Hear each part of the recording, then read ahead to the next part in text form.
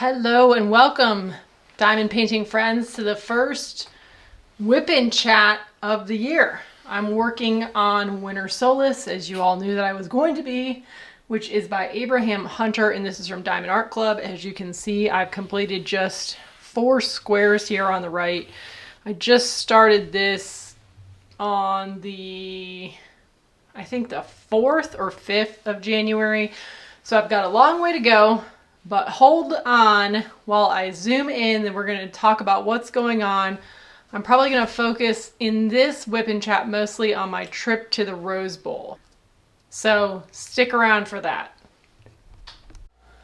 Okay, we're zoomed into this area that I'm going to be working on right here. And I'm going to be working on 2 squares, I think, today. Maybe a little more than 2 squares.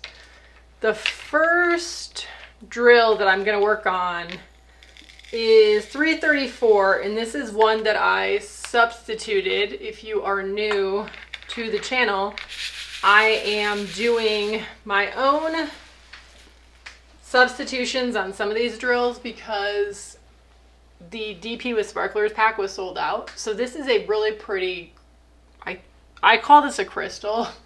Feel free to correct me if I'm wrong, but it's kind of a very light blue, and this is the K symbol. And we're going to try to see if I can do this without hitting the camera because it's a super odd angle that I have to do this at. All right, so I hope everybody has been well in this new year. I feel like I'm out of practice because I filmed ahead quite a bit towards the end of last year because I was going to have friends in town and I was going out of town, so I'm back. And I want to talk to you about, mostly today, I think I'm going to talk about my trip to the Rose Bowl, and then I will talk about the things that we did when our friends were here, maybe in another WIP and Chat, because this kit is so big that there's probably going to be, well, I know there's going to be more than one. So, I'm going to repeat myself a little bit in case anybody's new here, but I went to Indiana University, and my dad went to Indiana University. And my dad played football for Indiana University and played in the Rose Bowl in, I think it was 1968. And they lost. They played O.J. Simpson's team, which was USC, and my dad got knocked out during the game by O.J. Simpson. So my whole life, I told my dad if they ever went back that we'd go to the Rose Bowl. Oh, and what I left out was in that particular game that my dad played in, he scored a field goal, and they lost 14-3. So my dad had scored in that 1968 Rose Bowl the only points Indiana had ever scored. That was the only Rose Bowl they'd ever been to. And so if you all are not familiar with Big Ten football, I cannot stress to you enough how bad Indiana's been at football for literally my entire life. When I was in college there, I graduated in 2001. I went to one football game when I was a freshman and quickly realized no one at all goes to the games. So I stopped going, never went to another one. Went to a few football games later after I'd graduated, well, quite a bit later after I'd graduated, when I lived in Zionsville, Indiana, because it was about an hour and 15 minutes away from Indiana. And I'm a big basketball fan, so I had season tickets to Indiana basketball, and they were so bad at football that in order to buy basketball tickets, you basically had to buy season football tickets. So I had season football tickets for a few years. I split them with somebody else, and I mean, we would just go to a game here and there, like when they played Ohio State at Indiana, we would go, or something like that. And it was just always, typically it was just a really painful blowout. I remember one time, I don't know what year it was, my husband and I went to the Indiana-Ohio State game at Indiana. And after one play, I'm thinking, wow, these Indiana players look more like high school players. They're so small, and they're just like, there was one play where I was like, I can't believe how slow that guy was running. And somebody in the stands who was an Indiana fan yelled, "You have to run faster than my grandmother," which I thought was hysterical because it was the perfect like thought that everybody was having at that moment. So suffice it to say, Indiana's been really bad in football, like really bad. And if you have followed football at all this year, Indiana is undefeated in football, which is absolutely insane. And yeah, just completely unbelievable. They got a new coach last year, and apparently he's a really good coach. He's turned things around. So I had scheduled to have friends in town over New Year's, just after Christmas, and I'm sitting here because Indiana, being undefeated, had gotten a bye in the first round of the whatever they call the college playoff right now. And so they were put in the Rose Bowl.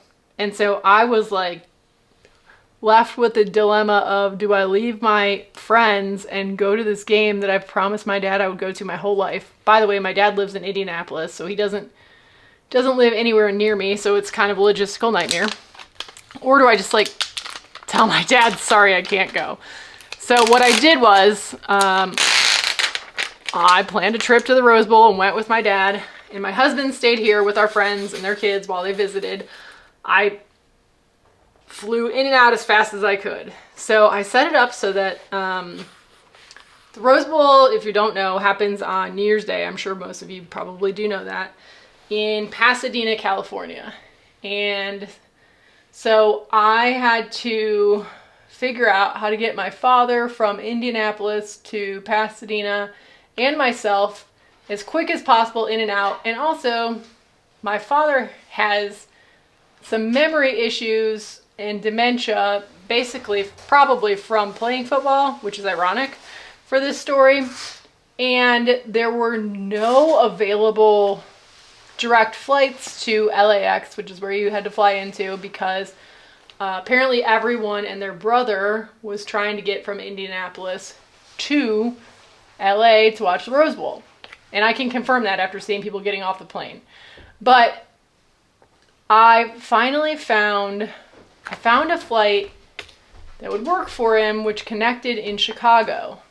And so my thought process was, if something really like bad happens and he can't get on the flight, Chicago's within driving distance of Indianapolis, and my mom can go get him. I actually tried to get my mom to go with him, and she had no interest in going. But so I found that flight, and my dad had been having some issues with his phone. So I told my mom, like, you have to go get his phone fixed. Like, or buy him a new phone or whatever, but like he has to have a phone because I have to be able to get a hold of him to make sure that, you know, I can get him at the airport, and, you know, God forbid he gets confused at the airport, he can call or text me or my husband or my mom.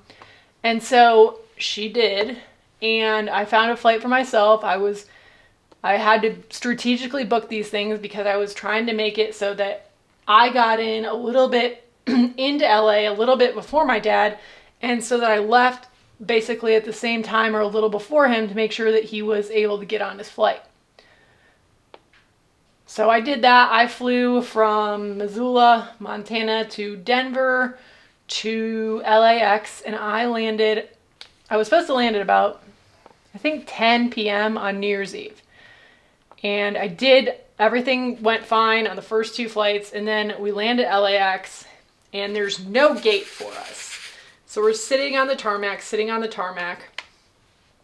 The last I had known, my dad was in Chicago. I knew he had made it there because he had texted me from there. But I knew that he was supposed to be on the flight from Chicago because he was going to land after me. My flight sits on the tarmac for 45 minutes. And so I'm at least able to see that his flight from Chicago was a little bit delayed. Luckily it was, because had his flight been on time, he would have been off the plane before me, because I didn't get off the plane until after 11 p.m. It was ridiculous. Quite frankly, I know this about LAX. I try to avoid flying in there, but there's really no option because Pasadena is like 10 miles from LA, so nowhere else for me to fly into unless I, had a private jet, which sadly is not the case.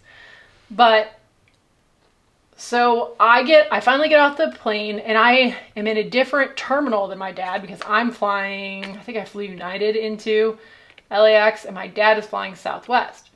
So LAX is ginormous, and I had to walk outside across like 5 to 7 city blocks.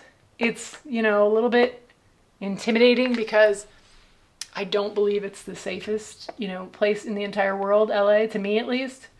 I actually had never been there besides changing planes in the airport, so I could be totally wrong, and maybe the area around LAX is perfectly safe, but it didn't feel like it to me as I was walking outside by myself at almost midnight on New Year's Eve. And so I make it to the terminal where my dad's flight is, and it's landed, and I'm waiting for him. I was hoping that maybe we would be in the same terminal so I could just go to his gate, but we weren't. So I knew I couldn't get to his gate. So I was waiting at the baggage terminal, and I was like texting him like, hey, did you land? And I'm not getting any response. And I'm like, hey, sometimes he forgets. I'm like, okay, maybe he forgot to take his phone off of airplane mode. Maybe he's got it on silent. You never know, right? So I'm just waiting there, and all these people with all this Indiana gear are coming out. And I'm thinking, okay, he's going to come out any minute. Waiting. And then, the baggage is starting to come out, so I'm like, okay, obviously he's not the fastest walker, and he was supposed to, we had set up a wheelchair for him. So I kept watching where the people were coming from with wheelchairs, didn't see him. And then all of a sudden I see him walk out of the security area, and he doesn't see me, and he tries to turn around and go back in, in the part where you can't go out again from security. And I'm like, hey, yelling to him.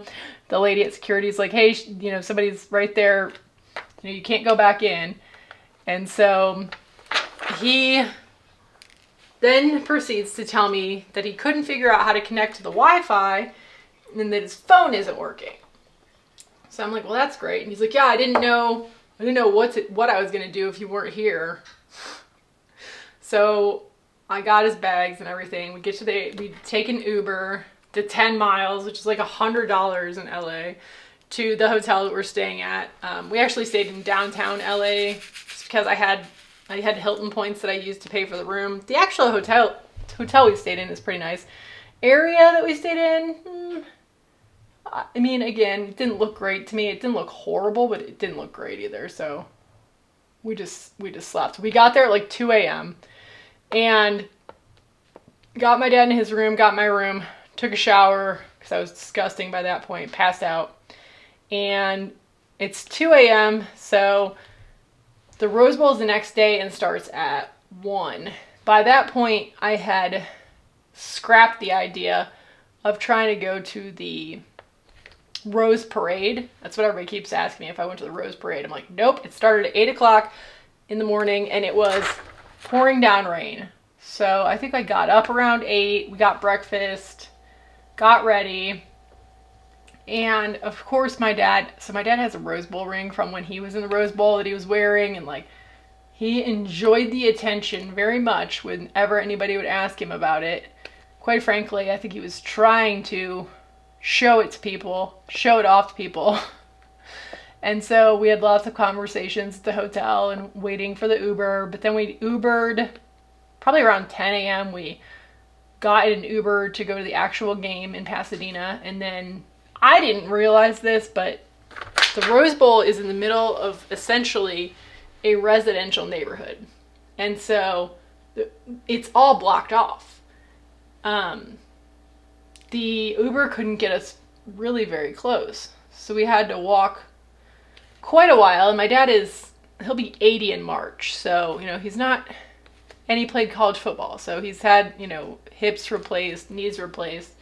He's not great at walking long distances, but he was super excited to be there. So he hung in and we got in, found our seats. Our seats they were okay, but as far as like, it wasn't like they were near the front or anything. I'll insert a picture here of that I took of my dad in front of the Rose Bowl, and I'll also insert one that was taken of him when he actually played in the Rose Bowl, as well as a view from the seats we had, because when I show people the view of the seats, they're like, wow, you had great seats. And I'm like, actually, we really didn't, because those seats were a fortune. But I don't think there were any bad seats in that place. It was a really beautiful stadium. I mean, it's old school. It doesn't have like a big jumbotron or anything like that. The bathrooms are pretty old, but it's a cool place. You can see like houses there are houses that overlook the stadium. I'm sure those people were having parties. But we got into the game we got in kind of early. I would say we were there by like 11, and the game started at 1. We figured there'd be some pre-game something, and there really wasn't. Things just kind of got started pretty close to 1 o'clock, if I remember correctly, and Indiana was playing Alabama, which I did notice that I would estimate 70% of the people there were cheering for Indiana, because my guess is that we haven't had a good bowl game in so long, and we haven't had a Rose Bowl during most people's lifetimes that went to Indiana, so Alabama has, so I think that's probably why that happened that way. And I will say that the Alabama fans were, not crazy. They were not rude. It was all good there. I'm kind of happy that it wasn't against, like, Ohio State comes to mind. No offense if you went to Ohio State. I'm from Ohio, but Ohio State fans can get kind of nutty. So the game starts, and the first play, or the first drive that Indiana has, because they started with the ball, was that the quarterback got sacked twice in a row. And so I'm thinking, this might not go well. And to be really honest, I don't care that much. I mean, I hope Indiana wins, but it's not gonna be a bad mood for a long time if they don't, because I've always just been more of a basketball fan. But so Indiana comes off the field after that kind of terrible run, or I shouldn't say run, that terrible series, and we're thinking, Indiana's quarterback won the Heisman Trophy this year, so he's really good, but they just didn't start out very strong. And then the game proceeds, and my dad's talking to everyone around us, telling him the story of how he was in the Rose Bowl. People are taking pictures of his ring. I'll put in a picture of his ring too. I'm sure I have one somewhere. And he was really enjoying that. Side note, a soda, if you're ever interested in going to the Rose Bowl, a soda at the Rose Bowl was $20. It was like a 20-ounce soda, but it was $20. And I was like, you've got to be kidding me. I got one alcoholic beverage, which was a large White Claw, also $20. So I opted to get the alcoholic beverage rather than a soda for $20. But the t-shirts were $50. I mean, I expected it to be some price gouging, but it was really to another level. We did not buy any t-shirts, any merch. I was thinking to myself, I can buy something online later and it's going to be way cheaper and just fine. So Indiana ended up being up quite a bit at halftime. I couldn't tell you exactly how much, but I think maybe Alabama scored 3 points in the first half, and I want to say Indiana probably scored 18, 17, somewhere in that range. Halftime comes, and we kind of thought that there'd be a cool halftime show. We thought that maybe the bands would march on the field from the schools or something, and they did not. They both played, but just from their seated positions in the stands. So that was kind of disappointing. Actually, my dad was super annoyed by it, and he was like, I can't believe that they're not getting to play. If I was in the band, I'd be so mad. But they did do a flyover at halftime of one of those bombers, those huge, I want to say B-2 bomber, but I could be wrong. And so that was cool. It was really loud. And then the second half, basically by the end of the third quarter, Indiana was pretty much blowing them out. So it was nice that we weren't really worried that Indiana was going to lose the game by that point. And at the kind of in the fourth quarter, all the Alabama fans started leaving. And we decided to stay till the end because we're like, I mean, there's going to be so much, it's going to be so hard to get out of here. We might as well just stay. So we did, and then we stayed for the trophy ceremony, which was cool. They named like the offensive and defensive MVPs, and the coach spoke. And I was surprised. Most of the Indiana fans stuck around for that. So as we're going to leave, the stadium's still like 70% full. And we have to get an Uber out of there. And I'm kind of starting to think to myself, uh-oh, because I'm looking at the number of people that are walking around and just realizing it's going to be hard to get an Uber. And I was right. So we walked out, and even though we left probably an hour after the game ended, all the streets were still blocked off. So I'm on the Uber app trying to get an Uber, and it's just like saying nothing's in the area, which was because all the streets were blocked off. So I was like, Dad, we got to try to walk to where these streets aren't blocked off so I can get an Uber. I mean, by this point, it's like dark out. And again, he's walked so much earlier in the day, and he's just been excited for the game, so he's already tired. And now I asked somebody like, hey, which way do you think we should walk where we can get an Uber the quickest? And they told me, and we started walking that way. We're walking by a random golf course that's apparently next to the Rose Bowl. And of course, the way that we need to walk is uphill as well. So that doesn't make it any easier for my dad. We're having to stop quite a bit. And at one point, somebody in a golf cart comes by and they're like, well, are you guys okay? And I'm like, not really. Like, can you drive us in the golf cart to somewhere where we can actually get an Uber where the road isn't closed? And she's like, oh, I'm not allowed to put anybody in the golf cart. Sorry. And I'm thinking like, well, then what's the point of, like, she said, the only thing I can really do is call an ambulance. And I'm like, well, he doesn't need an ambulance. And like, quite frankly, like, I don't think my mom would be too pumped about having to pay for an ambulance out of there, even when he didn't need it. So eventually, maybe like 5 minutes later, as we're still like super slow, like trying to go out of there, I noticed that cars are coming in. And so I'm thinking, all right, this is good. So I get on the app and I actually find an Uber that says it's going to come, but it's like 20 minutes away. And so as we're sitting there, somebody pulls over in a Tesla and was like, hey, are you looking for an Uber? And we were like, yep. So I just like ended up paying a guy cash. Like, it was PS, it was gonna be like $120 Uber ride. So I ended up paying that guy cash. He was a younger guy. I took a calculated risk because, I mean, he didn't have like the Uber thing on his car. He could have been lying completely about being an Uber driver, and I wasn't going through the app. So I was basically decided that I didn't think he could murder us. But so he just picked us right up there on the street, which was nice because I think my dad was about to die. And we went back. We were going to go to like a Mexican restaurant that I had found that was located nearby. But by that point, I think we'd been trying to get an Uber for over an hour.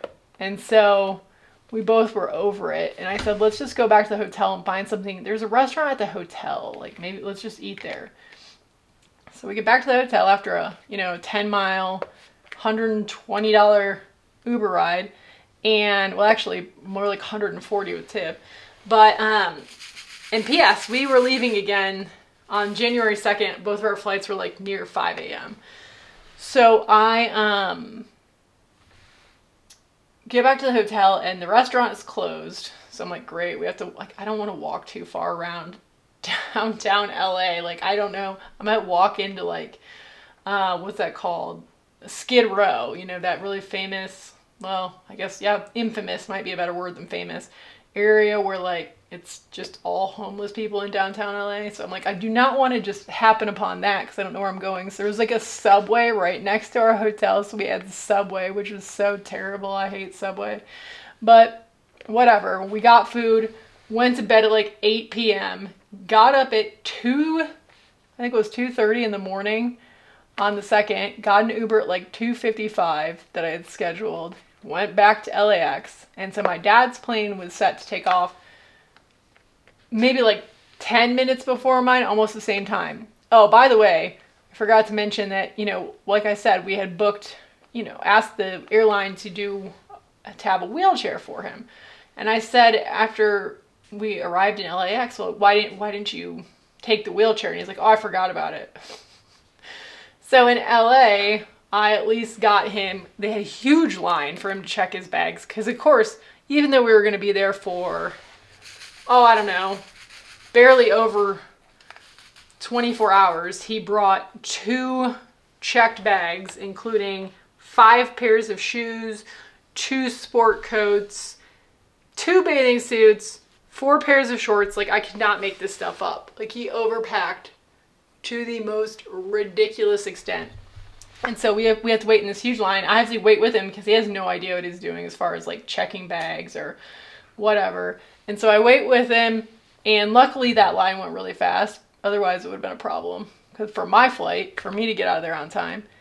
And then we go over and he is waiting for the person in the wheelchair. So I got him set up there, and I had not gotten his phone to work.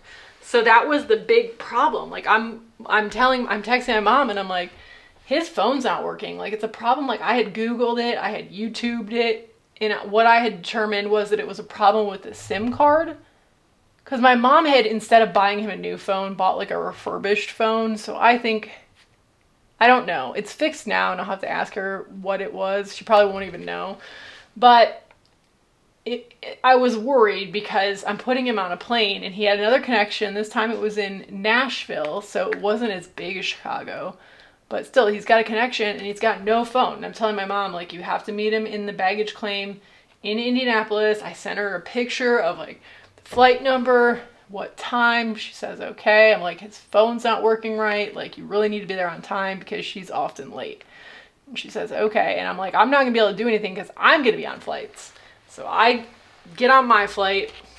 I flew from LA to Salt Lake City, flying Delta. Land, and by the time I land, my dad's flight to Nashville is so much longer that, like, he's still in the air. And he's still in the air by the time I take off. So he was actually still in the air by the time I landed I flew back into, not Missoula, where I took off from. I flew back into Kalispell, which, more on that later. I did that on purpose because our friends and my husband were going to be in Whitefish skiing. So I flew back up there so that they could just run over and get me. And then I could get my car later from Missoula. But when I landed in Kalispell, nobody had heard from my dad, right? Nobody really knows if he's on the flight from Nashville to Indianapolis or not. I mean, I figured if he made it through Chicago by himself, he'd probably be able to make it through Nashville. Plus, I also figured he'd probably be talking to some Indiana fans, which his flight was full of, which would probably help. But nonetheless, I was nervous about whether he made the flight, because neither of my parents are really great with flying or logistics or just problem solving in general at this point. Like, just basically anytime there's a problem, it's call Erica, which is a whole nother story. But so I land there, my husband picks me up, we go to Whitefish Big Mountain, and we're sitting in the bar, and my uncle calls me. And so I'm thinking, oh no, like, my uncle calls me sometimes when my parents are having a problem. And so I'm thinking, oh no, it's my uncle, that means something happened. And so I answer it, and it was fine because he really just wanted to see how the Rose Bowl was. So that was fine. And then it gets to be about a half hour after my dad was supposed to land, and I texted my mom and I said, "Did you get him?" No response. So I'm kind of just like, all right, I'm still thinking about it, but I know that there's no point in calling or texting my dad because it's not going to work.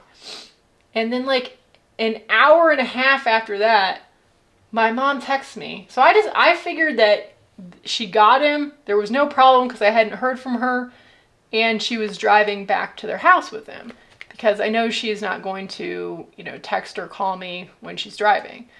But yeah, like an hour and a half after he lands, she texts, "I'm here. Where do I pick him up?" And I'm just like, oh, you've got to be kidding me right now. Like, I sent you a screenshot and I sent you the flight number. I told you what time you had to be there. I told you where to go. And so I said, you just got there? You were supposed to be there over an hour ago. And she's like, "No, you said whatever time it was." And I'm like, "No, I didn't." And I'm like, "Here's what I sent you, but it really doesn't matter right now. Like, if he's not at baggage claim, you need to go to somebody that's working at the airport and like basically tell him what he was wearing and ask for help in locating him." And then like 3 minutes later, she's like, "Oh, okay, I found him." So I just was like, it was a fun trip. I'm glad he got to go to the game, but it was a very mentally exhausting trip for me because of wanting just the logistical nightmare that it is to travel with an aging parent that has dementia. He's good really in the moment most of the time, but he forgets things because he's got dementia. So I just was really annoyed that his phone wasn't working because I felt like that wasn't a very safe situation, and I didn't really have a good way to fix it when I was out there, nor did I really have the time to fix it. So I'm glad we went. I'm glad it's over. He's back. Indiana won the Rose Bowl, and they're going to be playing in the Peach Bowl, which is going to be, by the time that this goes up, it will have already happened. All right, sorry about that hard cut. My phone ran out of battery even though it was at 100%, so that's fun. But anyway, what I was saying is by the time this video goes up, Indiana will have played in the Peach Bowl, which they're playing in on Friday. So hopefully they won. If so, they play in the national championship game. And don't you worry, I already told my dad we are not going to the Peach Bowl or the national championship game because that stuff is not cheap, and Erica can't go through that logistical stress again. So I didn't even make it through all the Ks. It's so many of these crystals, they're everywhere on this part, but I'm enjoying this kit. I'm looking forward to seeing more of how the crystals and substitute drills that I picked out to enhance the kit are coming out. You can't really tell yet, but I will be back and do another video probably when I'm about halfway done. So if you like this video, please hit that like button. I put out videos on Wednesdays and Saturdays at 9 a.m. Mountain Time. If you like diamond painting, you're gonna like this channel, so please make sure you subscribe if you haven't already. And until next time, happy diamond painting, everyone.